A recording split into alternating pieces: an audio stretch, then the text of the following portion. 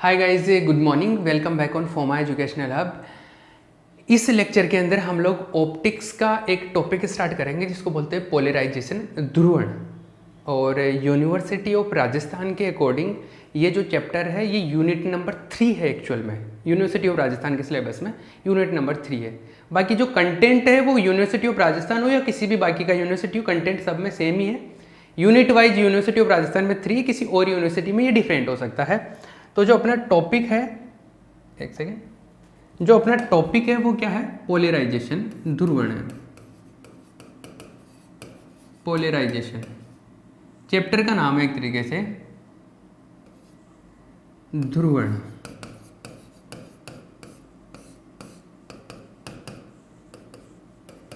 ये चैप्टर है। अगर यूनिवर्सिटी ऑफ राजस्थान की बात करूं तो यूनिट नंबर कौन सा? ये 3 है, 3rd नंबर का यूनिट है। यूनिवर्सिटी ऑफ राजस्थान में पूरे एक सब्जेक्ट के पूरे यूनिट्स को 4 पार्ट में डिवाइड, जैसे ऑप्टिक्स को 4 यूनिट में डिवाइड कर रखा है। ये यूनिट नंबर 3 है उनमें से। ठीक है, क्लियर है? अब पोलराइजेशन, इसके जो नोट्स की बात करूं तो नोट्स पीडीएफ फॉर्म में अवेलेबल रहेगा, आपको कॉपी नहीं करना पड़ेगा, बस साथ साथ आप समझते रहिए। ठीक है, हर एक चीज़ एक्सप्लेन करेंगे अपन आराम से।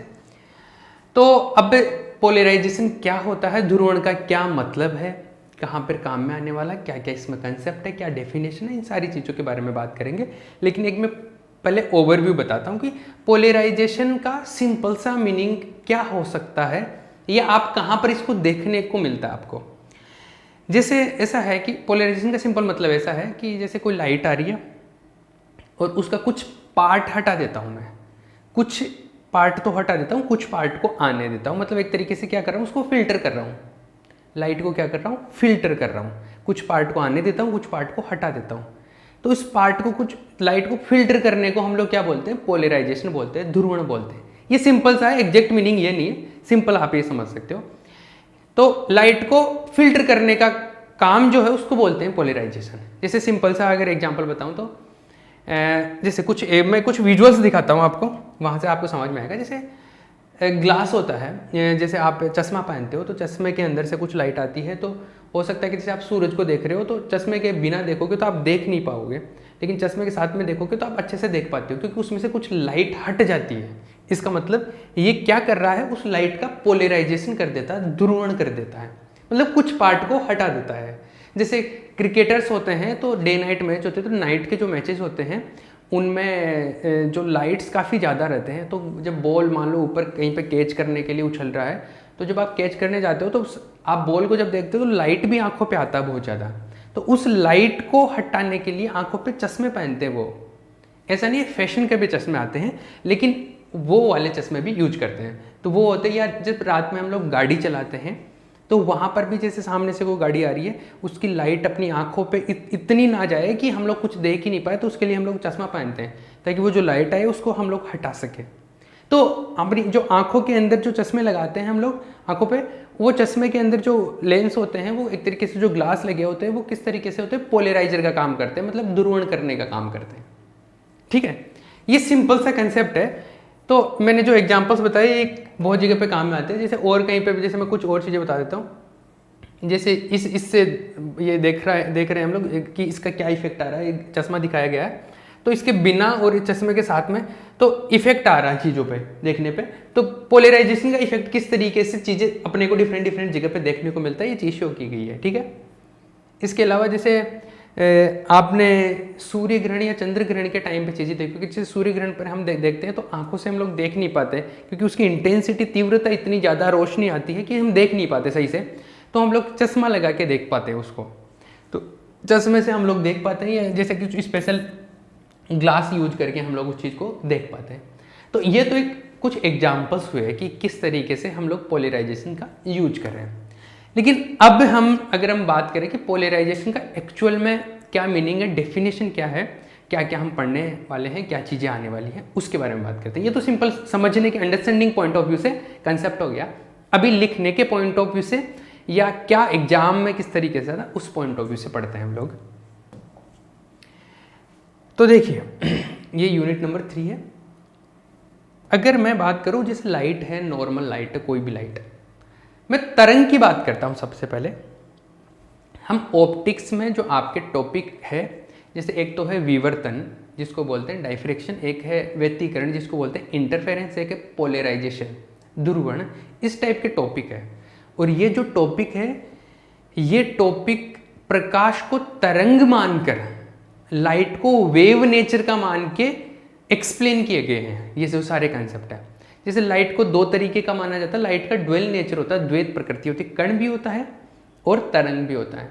हम लोग जो ये पढ़ने वाले हैं सारे कंसेप्ट है ऑप्टिक्स के अंदर, वो तरंग मानकर एक्सप्लेन किए हुए कंसेप्ट है सारे।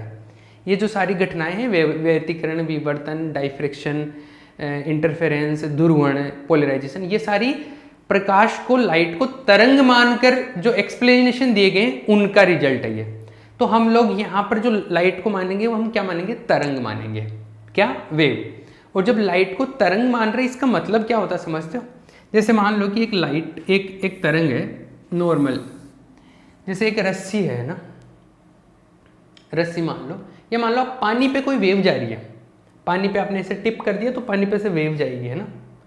तो वेव जाती है तो उसमें क्या होता है कि पानी के जो कण है वो ऐसे कंपन करते हैं। वेव तो इधर जाती है और पानी के कण ऐसे ऐसे परपेंडिकुलरली कंपन करते हैं, उसके लंबवत गति की दिशा में। तरंग जा रही, ये तरंग की दिशा के लंबवत दिशा में जो प्रोपोगेशन ऑफ वेव है उसके परपेंडिकुलर डायरेक्शन में क्या होता है? कंपन होता है वो पार्टिकल्स का, कणों का। तो तरंग के अंदर ये कंसेप्ट होता है। आई बात समझ में? ये स्पेशल टाइप की वेव्स के बारे में बात कर रहा हूँ मैं यहाँ पर्टिकुलरली, ये है ना। तो इसी तरीके से जो लाइट है, प्रकाश है, वो भी क्या है? एक तरंग ही है। और वो जो तरंग होता है वो इलेक्ट्रोमैग्नेटिक वेव होता है। प्रकाश जो है, लाइट जो है, प्रकाश, लाइट कैसा है? इलेक्ट्रोमैग्नेटिक वेव है, EM वेव है ये, इलेक्ट्रोमैग्नेटिक वेव है। और इलेक्ट्रोमैग्नेटिक वेव के अंदर कोई कण तो कंपन करते हैं नहीं, क्योंकि इलेक्ट्रोमैग्नेटिक वेव, जैसे यहाँ से लाइट आ रही है तो कौन से पार्टिकल कंपन कर रहे हैं? पार्टिकल कंपन नहीं करते, पार्टिकल्स का वाइब्रेशन नहीं होता। यहाँ पे वाइब्रेशन कौन करता है? इलेक्ट्रिक फील्ड और मैग्नेटिक फील्ड।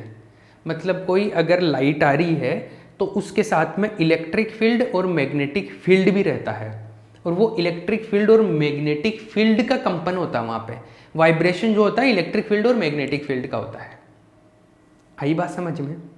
तो ऐसा है कि जैसे मान लो कि इधर से कोई लाइट जा रही है इधर, है ना, ये वेव प्रोपोगेशन डायरेक्शन होगी, ये तरंग के संचरण की दिशा होगी। ये मान लो Z डायरेक्शन है, ये X डायरेक्शन, ये X डायरेक्शन मान लो, ये Y डायरेक्शन मान लो, ठीक है। तो जो लाइट है इलेक्ट्रोमैग्नेटिक वेव होती है, विद्युत चुंबकीय तरंग होती है, मतलब इसमें विद्युत क्षेत्र भी होता है, चुंबकीय क्षेत्र भी होता है। तो विद्युत क्षेत्र और चुंबकीय क्षेत्र कंपन करते हैं। कंपन करने का मतलब है जैसे इलेक्ट्रिक फील्ड ऐसे रहेगा, इस डायरेक्शन में रहेगा, इस डायरेक्शन में रहेगा, ऐसे ऐसे रहेगा। इलेक्ट्रिक फील्ड का वैल्यू जो रहेगा इस तरीके से रहेगा, ऐसे मान। इलेक्ट्रिक फील्ड का मान अलग अलग पॉइंट्स पे ऐसे रहेगा।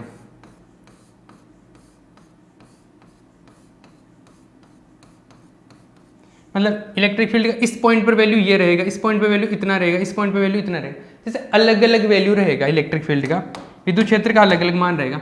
इसको हम लोग ऐसे बना देते हैं, इस तरीके से हम लोग बताते हैं कि ये तरंग है। इस तरीके से थोड़ा ना होती है कोई वेव, ऐसे नहीं है। ये तो इफेक्ट शो हो रहा है एम्पलीट्यूड का। तो ये जैसे इलेक्ट्रिक फील्ड हो गया, ये कौन सा हो गया? इधर इलेक्ट्रिक फील्ड हो गया। तो इलेक्ट्रिक फील्ड के कंपन का मतलब हो गया जैसे इलेक्ट्रिक फील्ड ऊपर और नीचे जा रहा है, तो इलेक्ट्रिक फील्ड ऐसे ऐसे जा रहा है। ये इलेक्ट्रिक फील्ड का कंपन हो गया ऐसे XZ प्लेन के अंदर, XZ तल के अंदर।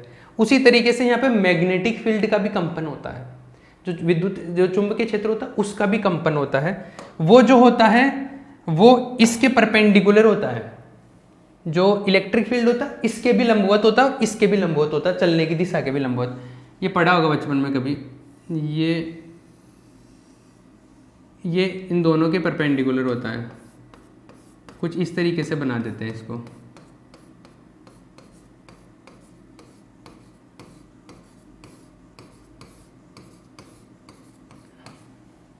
ठीक है।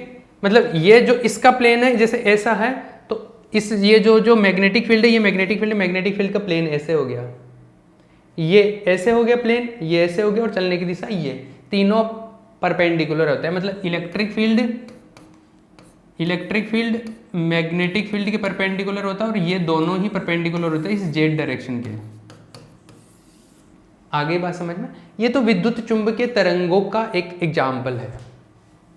लेकिन अब समझना ध्रुवण का क्या सेंस है। ऐसा है कि क्या है, जैसे कोई भी नॉर्मल लाइट की बात करूं, ये तो एक स्पेसिफिक केस हो गया। जैसे अगर नॉर्मल लाइट की बात करूं, कोई भी सामान्य, जैसे बल्ब से लाइट आ रही है, तो बल्ब से लाइट आ रही है तो उसमें विद्युत क्षेत्र, चुंबकीय क्षेत्र, अभी मैं केवल विद्युत क्षेत्र की बात करता हूँ, चुंबकीय क्षेत्र को उठा दो, क्योंकि मेरा फोकस है पोलराइजेशन, ध्रुवण को एक्सप्लेन करना। तो जैसे लाइट आ रही है, ऐसे लाइट जा रही है ना, तो एक्चुअल के अंदर, इसके अंदर जो इलेक्ट्रिक फील्ड का डायरेक्शन होता है, केवल ये डायरेक्शन नहीं है कोई फिक्स। इस पॉइंट पर अगर मान लो इधर है, तो नेक्स्ट पॉइंट पर, इस पॉइंट पर इस तरफ भी हो सकता है, नेक्स्ट पॉइंट पर इस तरफ भी हो सकता है, इस पॉइंट पे इस तरफ भी हो सकता है, इस पॉइंट पे इस तरफ भी हो सकता है, इस पॉइंट पे इस तरफ भी हो सकता है, इस पॉइंट पे इधर, इस पॉइंट पे इधर, इस पॉइंट पे इधर, इधर भी हो सकता है, इधर भी हो सकता है।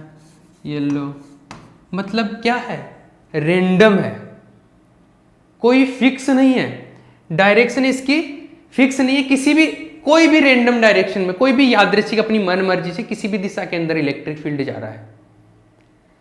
अगर इस तरीके की लाइट है कि जैसे मान लो कि ये लाइट है इधर जा रही है जेड डायरेक्शन में, और ये क्या है, इसका इलेक्ट्रिक फील्ड है, तो इस तरीके की लाइट जिसका जो कंपन तल है, कंपन तल नहीं, कंपन जो हो रहा है वो कोई निश्चित दिशा में नहीं हो रहा, किसी भी डायरेक्शन में, मतलब हर पॉसिबल दिशा में है। कंपन जो इसका वाइब्रेशन है हर डायरेक्शन में हो रहा है, तो इस टाइप की लाइट को बोलते हैं हम लोग अध्रुवित प्रकाश, अनपोलराइज्ड। पोलराइज्ड का मतलब होता है एक पर्टिकुलर डायरेक्शन में होना एक तरीके से, तो ये पर्टिकुलर डायरेक्शन में तो नहीं, सारी दिशाओं में पॉसिबल है इसका, तो ये अनपोलराइज्ड लाइट है। कैसी है? अनपोलराइज्ड लाइट है, अध्रुवित प्रकाश है, अध्रुवित प्रकाश। ठीक है, इसको अगर हम लोग ऐसे सामने से देखेंगे ना, इधर से, तो कैसा दिखाई देगा समझना। ये ऐसा दिखाई देगा, मैं एक कोशिश करता हूं, अगर ये कुछ मैं जैसे दिखाने की कोशिश कर रहा हूं वैसा दिखे आपको।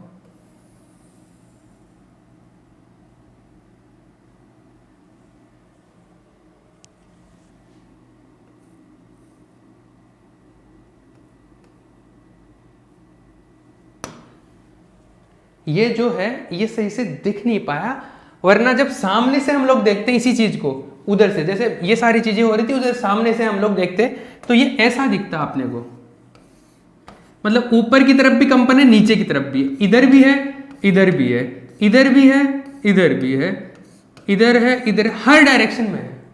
तो मतलब ये जो मैंने बनाया था वो एक्चुअल में सामने से ऐसे दिखता, ये मैं सामने वाले पॉइंट ऑफ व्यू से देख रहा हूं, अगर साइड से देखता तो ये ऐसा दिखता। आ रही है कुछ बात समझ?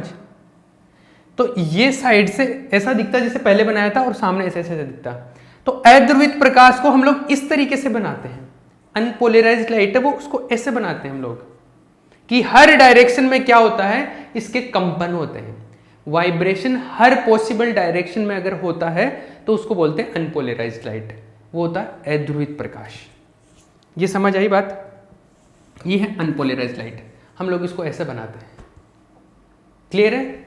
जैसे मैं अगर इसका एक इमेज दिखाऊं तो ऐसा, जैसे हर डायरेक्शन के अंदर ये जो रेड वाले हैं क्या दिखा रहा है, हर डायरेक्शन के अंदर क्या हो रहा है, इनका कंपन हो रहा है। लेकिन अगर इसको मैं सामने से देखूं, इधर से या उधर से, तो ये ऐसा दिखेगा। ठीक है, ये अनपोलराइज्ड या नॉन पोलराइज्ड अध्रुवित प्रकाश है। ठीक है, लेकिन अगर हम लोग इसकी डायरेक्शन को या इसके तल को फिक्स कर दे, एक निश्चित तल फिक्स कर दे, तो उसको हम लोग बोलते हैं पोलराइज्ड लाइट, ध्रुवित प्रकाश। कैसे? जैसे मैं कुछ चीजें बताता हूं आपको यहां पे।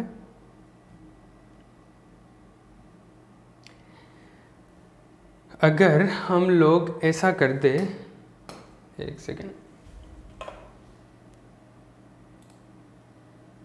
ये देखिए ये वाला कंसेप्ट कि यहां से देखो लाइट आ रही है, इस चीज़ को समझना, यहाँ से क्या हो रहा है, लाइट आ रही है, इधर से लाइट आ रही है, और लाइट कैसी आ रही है, अनपोलराइज्ड लाइट आ रही है, अध्रुवित प्रकाश आ रहा है इधर से, अध्रुवित प्रकाश। लेकिन हमने इसके सामने एक ऐसा पदार्थ लगा दिया, आप ऐसा समझो, एक ऐसा मटेरियल रख दिया, उसमें से केवल ऐसे जो कंपन करते हैं ना, ऐसे लंबवत इस तरीके वाले, ऐसे कंपन वाली लाइट ही निकल सकती है, बाकी नहीं निकल सकती, क्योंकि इसमें और जगह ही नहीं है। तो देखो इसमें सारे कंपन आ रहे थे, इसमें जो कंपन कर रहे थे हर डायरेक्शन से कंपन कर रहा था, लाइट हर संभव डायरेक्शन से कंपन कर रहा था। लेकिन जब बाहर निकला तो केवल कंपन कौन से बचे, ये वाले कंपन बचे, या नीचे वाले, ये वाले, मतलब ये बचे ऐसा, मतलब या तो ऊपर जा सकता है या नीचे जा सकता है। मतलब एक निश्चित तल के अंदर क्या हो गया, हमारा प्रकाश आ गया, इसके जो कंपन है अब वो एक निश्चित प्लेन में, एक पर्टिकुलर प्लेन में, फिक्स प्लेन के अंदर है। तो इस टाइप की लाइट को हम लोग क्या बोलते हैं, पोलराइज्ड लाइट होती है। तो जब कंपन जो होते हैं वो सब दिशाओं में नहीं होगी, एक पर्टिकुलर तल के अंदर या पर्टिकुलर दिशा के अंदर हम लोग कर देते हैं, तो उसको हम लोग बोलते हैं क्या, ध्रुवित प्रकाश, पोलराइज्ड लाइट। तो जब जो वाइब्रेशन है हर डायरेक्शन में नहीं होगी, कुछ पर्टिकुलर डायरेक्शंस में या कुछ पर्टिकुलर प्लेन में हो, तभी हम उसको बोलते हैं पोलराइज्ड लाइट। और ये जो घटना है, ये जो पूरा फिनोमिना है, इसको बोलते हैं पोलराइजेशन। मतलब अनपोलराइज्ड लाइट को पोलराइज्ड लाइट में बदलने का जो प्रोग्राम है, इसको बोलते हैं ध्रुवण, पोलराइजेशन। ये हो गया ध्रुवण का डेफिनेशन। आगे बात समझ में क्लियर है? अरे ये बात समझ आई कि नहीं आई? क्लियर है? ये है भैया पोलराइजेशन का कंसेप्ट। तो ये अनपोलराइज्ड लाइट के बारे में मैंने बताया कि क्या होता है कि हर डायरेक्शन के अंदर वाइब्रेशन पॉसिबल हो सकता है। इसको सामने से देखने पे ऐसा दिखता है, तो इसलिए अनपोलराइज्ड लाइट को हम लोग जनरली ऐसे शो करते हैं। लेकिन पोलराइज्ड लाइट जो होता है, पोलराइज्ड लाइट, उसके कंपन जो होते हैं फिक्स पैटर्न में होते हैं, या तो ये कुछ फिक्स दिशा में होते हैं, फिक्स डायरेक्शन में होते हैं, या फिक्स पैटर्न में होते हैं, या फिक्स प्लेन में होते हैं। तो या तो निश्चित तल में होंगे, या निश्चित दिशा में होंगे, या निश्चित पैटर्न के अंदर होंगे। अगर ऐसा रहता है तो उसको हम लोग पोलराइज्ड लाइट बोलते हैं, ध्रुवित प्रकाश बोलते हैं। क्लियर है? ठीक है। जैसे मान लो इधर से अनपोलराइज्ड लाइट आ रहा है, ऐसे समझ लो। इधर से क्या अनपोलराइज्ड लाइट आ रहा है ना, और इधर मैंने कोई भी डिवाइस लगा रखा, जैसे मान लो कि इधर ऐसा डिवाइस लगा रखा जिससे हम लोग क्या कर सके, इसको ध्रुवित कर सके, पोलराइजेशन कर सके। तो जिस डिवाइस से पोलराइजेशन करते हैं उसको बोलते हैं पोलराइजर। ये पोलराइजर लगा रखा, जैसे मान लो कि इसमें आप ये समझ लो कि एक कागज है और उसके सामने एक बल्ब लगा हुआ और उसके सामने मैंने एक कागज रख दिया। उस कागज से केवल इस, जैसे मान लो कि ये देख लो आप, क्या करूं मैं,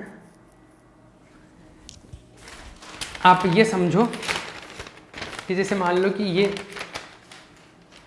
इधर से लाइट आ रहा है ना, और इसके सामने मैंने ये कागज रख दिया, और इस कागज के अंदर मान लो कि इधर से कुछ जाने का रास्ता है। ये एग्जैक्टली ऐसा नहीं है जैसा मैं बता रहा हूँ, लेकिन आप सिंपली एग्जाम्पल से इस चीज़ को समझ सकते हो। गड़बड़ हो गया, एक सेकेंड। इसको सिंपल एग्जाम्पल से समझ सकते हो जो मैं बता रहा हूँ उससे।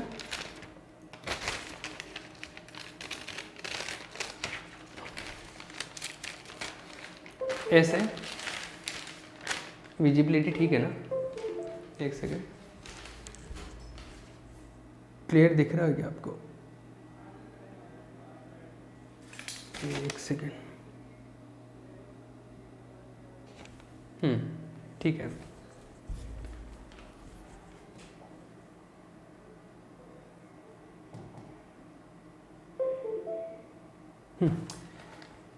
ऐसा है कि जैसे आपने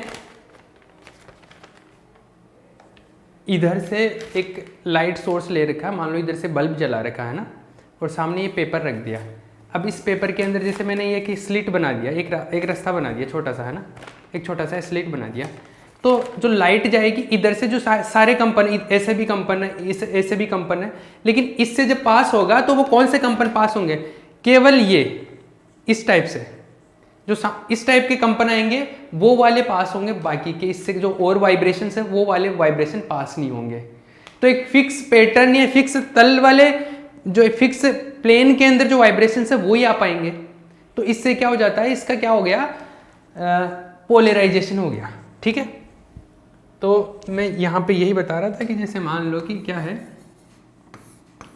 एक अनपोलराइज्ड लाइट है, अध्रुवित प्रकाश है, और इसके सामने जैसे मैंने एक ध्रुवक रख दिया, इसको बोलते हैं ध्रुवक, पोलराइजर, और इसका जैसे स्लिट ऐसा है मान लो, तो इससे जब लाइट निकलेगी तो केवल ये इस खड़ी वाली जो वाइब्रेशंस है ये वाले आ पाएंगे, ये जो इस टाइप की डायरेक्शन के जो वाइब्रेशन है केवल ये आ पाएंगे, इनको ये अलाउ कर रहा है ये। तो पहले तो वाइब्रेशन हर डायरेक्शन में था, अब वाइब्रेशन केवल ऐसे हैं।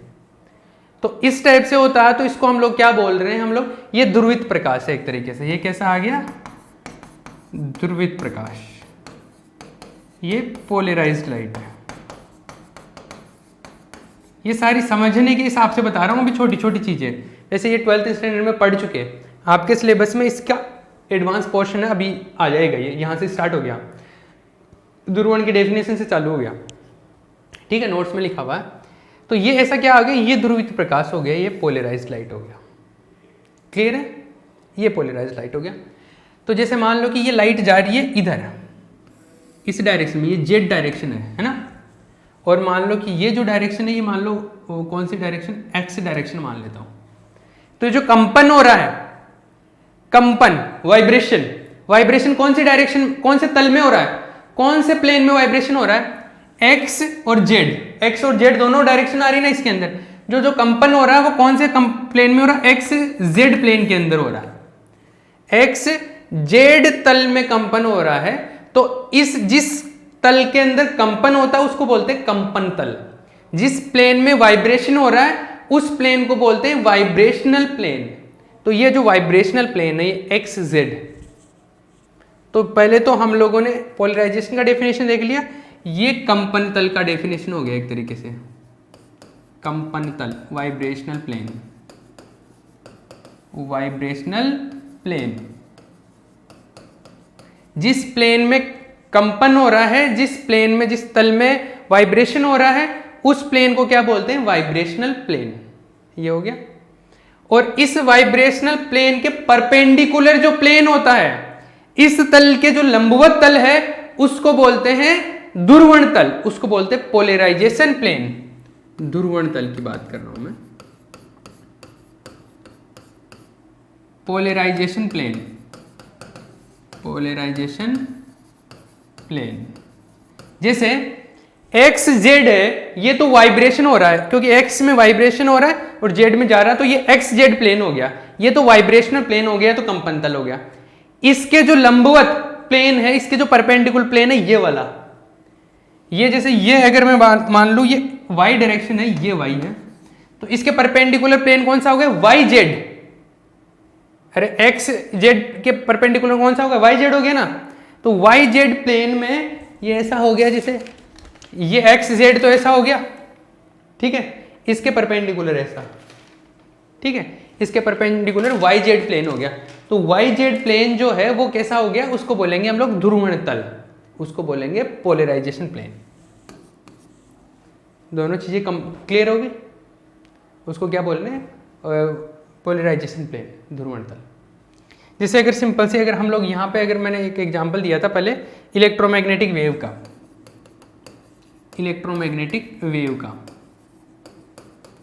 इलेक्ट्रोमैग्नेटिक वेव में सिंपल सा कंसेप्ट ये था कि जैसे जेड डायरेक्शन में अगर लाइट जा रही है, वेव की दिशा, जो लाइट के चलने की दिशा, जो संचरण की डायरेक्शन है, डायरेक्शन ऑफ प्रोपोगेशन जेड है, और ये मान लो कि ये एक्स है, ये वाई डायरेक्शन है। तो जैसे इलेक्ट्रिक फील्ड और मैग्नेटिक फील्ड उसमें परपेंडिकुलर होते हैं, तरंग संचरण की दिशा के भी लंबवत होते हैं। The direction of propagation of light के इलेक्ट्रिक फील्ड और मैग्नेटिक फील्ड दोनों परपेंडिकुलर होता है। तो इसमें ऐसा है जैसे इलेक्ट्रिक फील्ड ऐसा रहेगा, ये मान लो ये इलेक्ट्रिक फील्ड है, तो जो मैग्नेटिक फील्ड, तो इलेक्ट्रिक फील्ड का मतलब ऐसा हो गया, इसका जो कंपन है ऐसा है, इसका जो वाइब्रेशन है वो ऐसा है।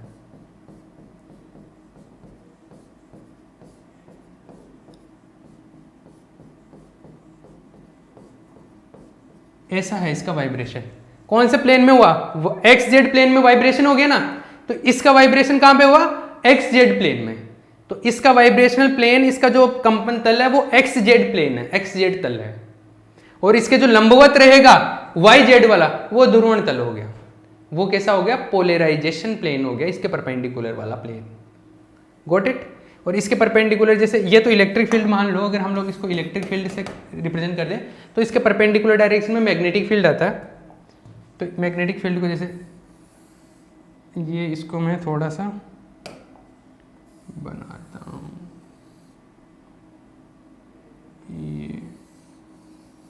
ये कुछ इस तरीके से दिखेगा।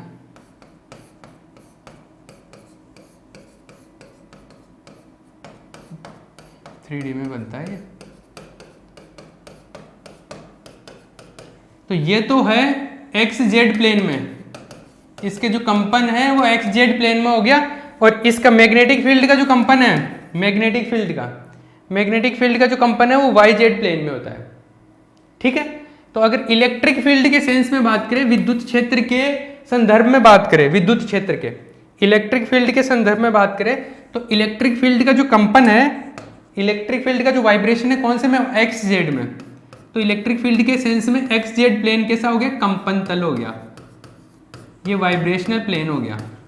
और इसके परपेंडिकुलर वाई जेड वाला जिसमें मैग्नेटिक फील्ड है, तो वाई जेड वाला जिसमें मैग्नेटिक फील्ड है वो कैसा हो गया? ध्रुवण तल हो गया, ध्रुवण, पोलराइजेशन प्लेन, ध्रुवण तल,